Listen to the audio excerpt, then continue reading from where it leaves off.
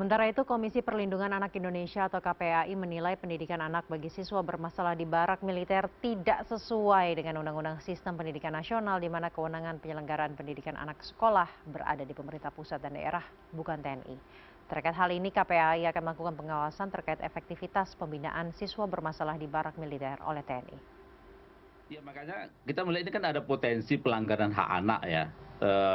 Di mana potensinya itu yang pertama kalau dia modelnya ada pendidikan ya, pendidikan disiplin ya.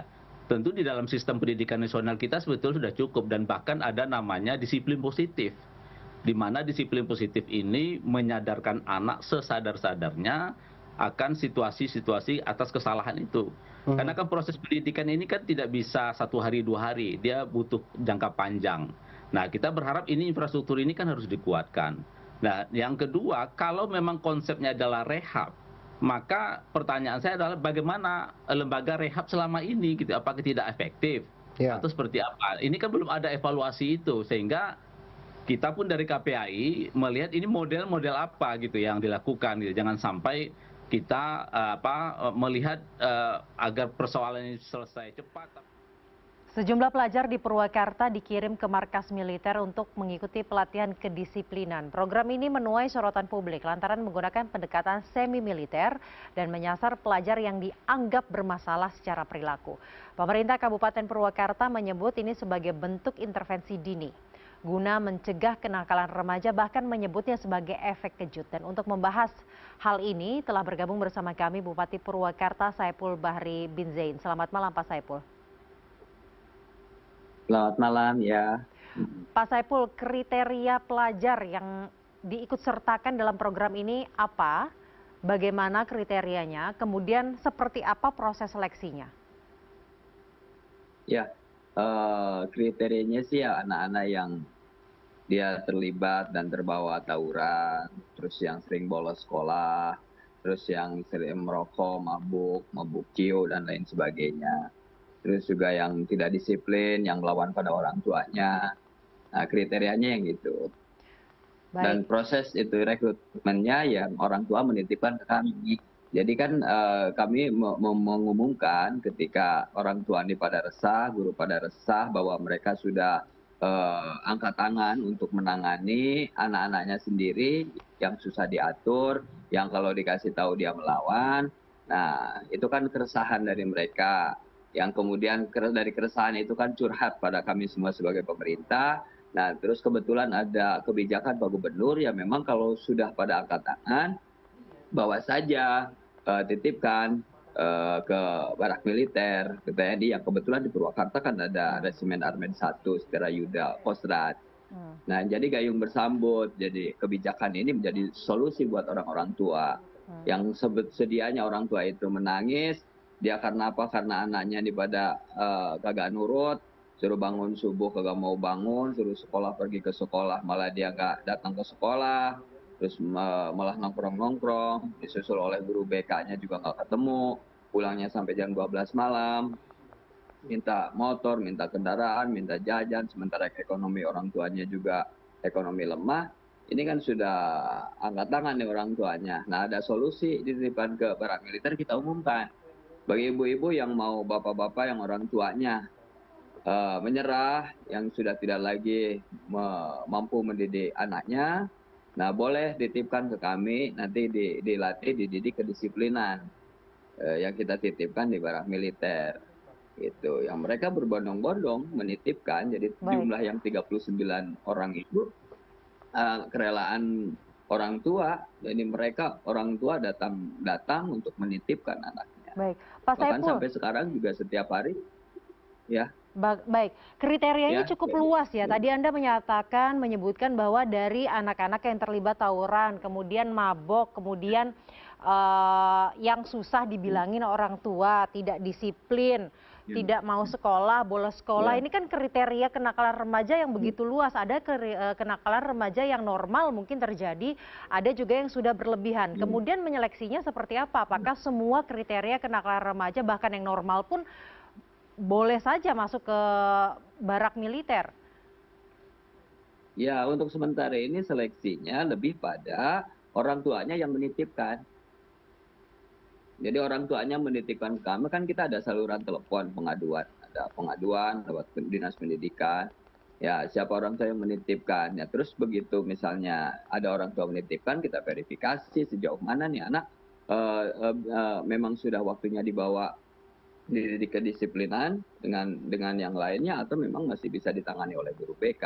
Nah, yang 39 ini adalah anak-anak yang memang yang orang tuanya sudah angkat tangan.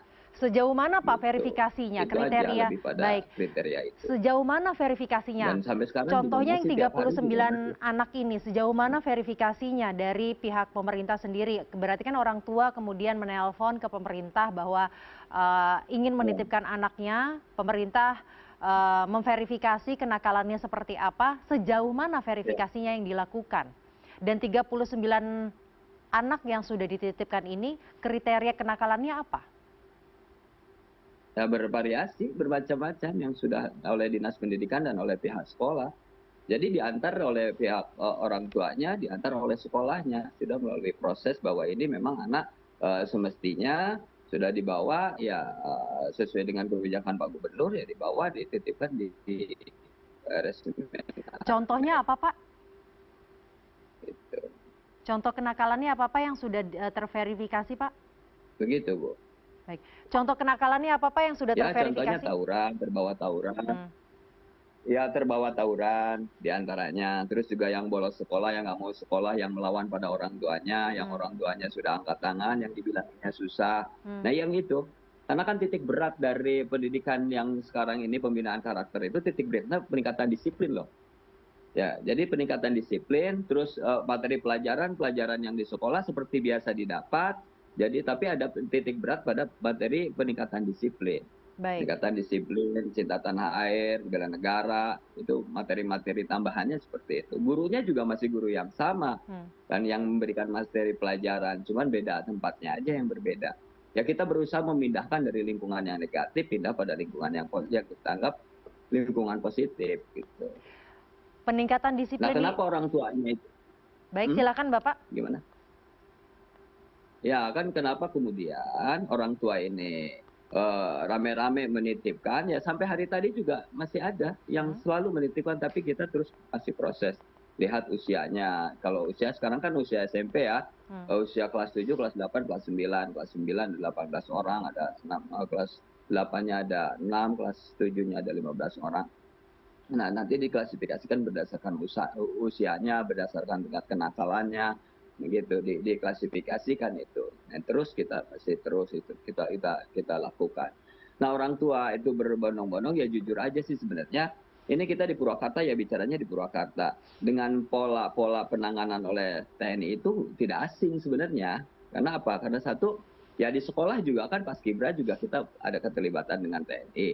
Terus di desa-desa, ketika satu anak dengan anak yang lainnya bertengkar, berantem di usia-usia segitu ya, baik anak yang sekolah atau putus sekolah, saya tanya, yang dicari siapa selain kepala desa untuk merelai, untuk mendamaikan mereka? Pasti Babin Kamtibmas, Babinsa. Nah, kalau ada pertarung ada perkelahian antar kampung, anak-anak usia seperti itu, anak-anak usia sekolah SMP, anak usia SMA, baik dia masih sekolah atau tidak atau putus sekolah. Nah, selain kepala desa, yang dicari siapa untuk mendamaikan? Oleh kepala desa bahkan. Pasti Babin Kamtibnas, Babinsa. Baik, Nah, tapi kan itu hal yang berbeda ya Pak. tawuran. Dia tidak, anak-anak ini tidak dititipkan langsung, tidak menginap di barak militer. Kemudian program yang dititipkan di barak militer ini, kegiatan mereka selama menjalani pelatihan apa? Kemudian program ini berjalan berapa lama dan indikatornya mereka dapat keluar dari situ apa? Ya, itu kan saya lagi cerita bahwa sebenarnya keterlibatan TNI dalam hal-hal untuk menangani kenakalan remaja itu sesuatu yang tidak asing gitu ya, sesuatu yang biasa dilakukan gitu, terutama di Kabupaten Purwakarta. Karena Babinsa, Babin Kapitlas itu selalu dia telah terlibat dalam mendamaikan ketika ada anak tawuran, ketika ada anak yang nongkrong, ketika ada anak yang nakal begitu loh. Jadi ketika misalnya ada kita kasih tahu bahwa ini akan dititipkan barak militer, orang tuanya menitipkan dengan sukarela.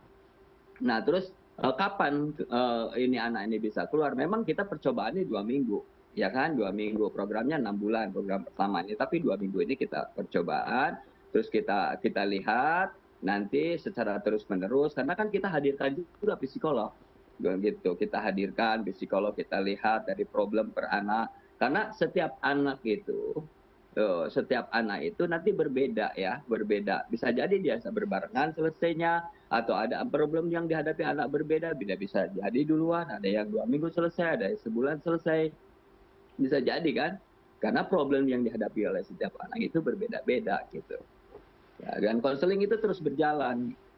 Baik, Dan selama 2 pekan dan apakah mereka tetap jangan dibayangkan kemudian ketika di barak militer itu jadi pendidikan militer, bukan. Itu ini penitik beratnya peningkatan disiplin kok. Mereka ujian sekolah kelas 3 pada ujian, kemarin ujian sekolah ngikut seperti biasa. Jadi hak-hak anak, terus lingkungan yang layak anak juga diberikan sama mereka. Hak kegiatan itu mereka didapat. selama menjalani pelatihan di barak militer apa saja kalau gitu, Pak? Yang pertama subuh udah jelas ya, pasti dia bangun. Nah ini kenapa orang tua tuh banyak yang mereka merasa senang. Yang biasanya mereka susah bangunin tuh anaknya di jam 4 pagi untuk sholat subuh, sekarang hari pertama mereka malas-malas. Hari kedua, hari ketiga tadi sudah nggak usah dibangunin lagi, jam 4 terus sudah bangun. Sholat subuh, pagi langsung langsung olahraga. Terus dapat materi-materi budi pekerti, materi cinta tanah air. Terus yang kebetulan kalau tadi kan Sabtu Minggu kan sama besok kan libur nih sekolah. Karena libur pelajaran sekolah nggak dapat, nanti besok Senin tuh baru. Jadi gurunya datang kasih materi pelajaran yang semestinya dia dapat di sekolah. Jadi mereka akan belajar seperti biasa di barak militer ini? Seperti biasa, belajar seperti biasa. Hak pendidikannya terus berjalan kok. Nggak ada yang berbeda. Nggak ada yang beda. Dan ditambah dengan kegiatan-kegiatan lain? Iya, kegiatan lain. Jadi yang biasanya dari mulai bangun sampai tidur tidak dalam pengawasan, ini mulai dari bangun sampai tidur lagi diawasi dalam pengawasan sambil dibimbing dan dibina kan. Baik. Jadi penguatan karakter terhadap siswa. Karakter yang diharapkan. Baik, bagaimanapun nanti 2 pekan ke depan kondisi mereka akan keluar dari barak militer ini? Ya tergantung, kita lihat. Dari 39 ini kita lihat nanti dari 2 minggu ini siapa yang berlanjut, siapa yang sudah duluan keluar, kan tergantung problem yang dihadapi oleh anak itu, Bu. Indikatornya apa, Pak? Ya, indikatornya ada parameter-parameternya, penguji nanti, pemberi materi. Kan pemberi materinya kan dari semua instansi terlibat di situ, tokoh ulama gitu. Terlibat, mohon maaf. Baik, indikatornya apa ya Pak, untuk kemudian mengeluarkan mereka, istilahnya KPI-nya apa agar mereka bisa keluar dari... Terlihat mereka ya. Ya kan itu ada silabinya, ada kurikulumnya, yang materi-materi yang diberikan, ada indikator-indikatornya. Ya nanti Ibu boleh aja deh, nanti teman-teman lihat ke sana, bisa sama pembina, sama pelatih, itu kan sudah ada ditentukan. Materi-materi kedisiplinan, indikatornya dianggap berhasil itu seperti apa, materi wawasan kebangsaan, indikator bahwa anak ini sudah berhasil itu kan seperti apa, itu secara teknis, secara detail nanti Ibu bisa dapatkan itu, nanti Ibu bisa datang, bisa lihat langsung kan gitu. Baik, setelah nanti mereka keluar dari pelatihan ini, apakah akan terus dipantau oleh pemerintah? Dikasih buku saku, Bu, sama pelatih-pelatihnya itu dikasih buku saku sama pembinanya. Jadi nanti di buku saku itu ada penugasan-penugasan, ada tanggung jawab yang diberikan pada anak itu.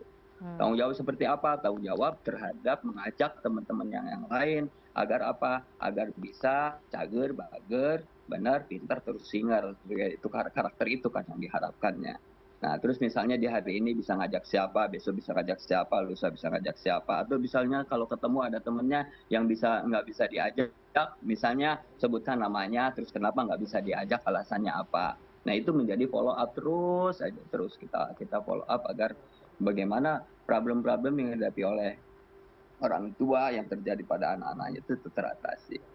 Saya pikir itu, Bu ya.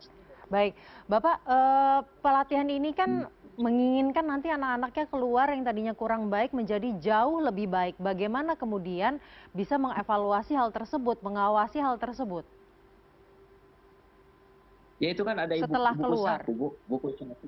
Iya setelah keluar kan dikasih buku saku nanti. Terus itu kan orang tuanya juga dapatin konseling, kasih tahu nih setelah anak ini keluar harus dijaga dari lingkungan-lingkungan yang relatif negatif. Karena ini kan tidak bisa sekaligus. Ini Hmm. kita coba cari solusi yang paling mendesak, yang menurut saya saat ini, menurut kami, yang ketika Pak Gubernur itu membuat sebuah kebijakan ini adalah menjadi solusi untuk penanganan yang cepat untuk saat ini gitu. Artinya buku sakulah yang diharapkan dapat menjaga perilaku anak-anak ini setelah keluar dari pelatihan. Ya, yang tentunya kan dipantau.